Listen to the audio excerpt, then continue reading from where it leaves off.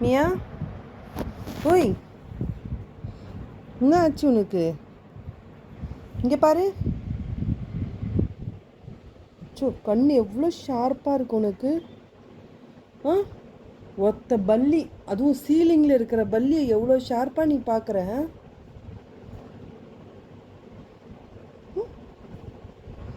மறைக்கிறோம்மா, எவ்வளோ கோவம் வருது. இங்கே வருங்க மியா, இங்கே பார்க்குற பல்லியா?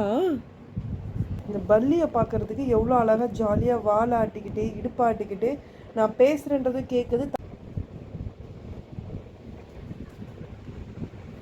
எங்கே இருக்குது பல்லி? சீலிங்கில் இருக்குது, அதுவும் தம்மா தொண்ட பல்லி. உட்காந்துருக்க ஸ்டைலை பாருங்களேன்.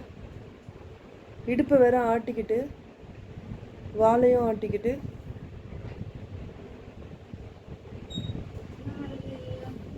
மியாதான் அந்த அத்திரூண்டு பல்லிக்கு எப்படி உட்காந்துக்கிட்டு எப்படி வாழாட்டிட்டு இடுப்பை வேற நடுவில் நடுவில் ஆட்டிக்குது அது.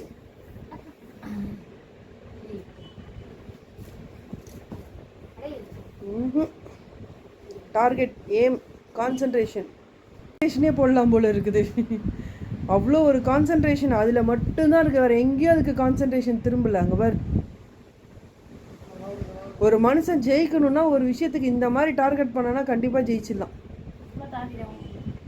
பாரு மியா, வாய்ப்பே இல்லை. இடுப்பையும் ஆட்டுது சைடில், அந்த இன்ட்ரெஸ்டிங்காக அந்த திரும்பிச்சு. ஏண்டா நீ வேற. அப்பயும் நாங்கள் விடு விடு. இந்த குட்டி பல்லிக்கு இங்கே பாருங்களேன், செவத்தில் வச்சோம் நாங்கள் பாருங்க.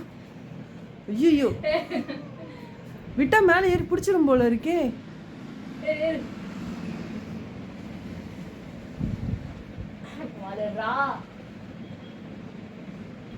ஏறு மியா, ஏறு மேலே.